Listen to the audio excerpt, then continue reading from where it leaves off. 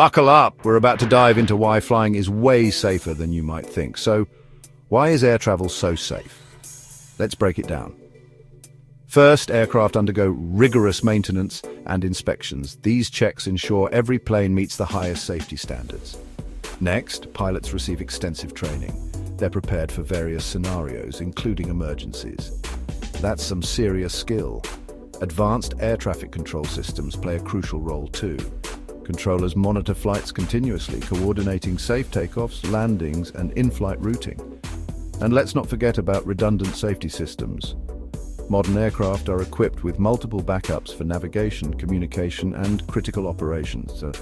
These minimize risks associated with equipment failure. Now let's talk stats. According to the Bureau of Transportation Statistics, in 2022, the fatality rate for air travel was a minuscule 0.003 deaths per 100 million miles traveled. Compare that to 0.57 deaths per 100 million miles for passenger vehicles. That's a world of difference. So what's your biggest concern when it comes to flying? Share your thoughts in the comments below and let's discuss.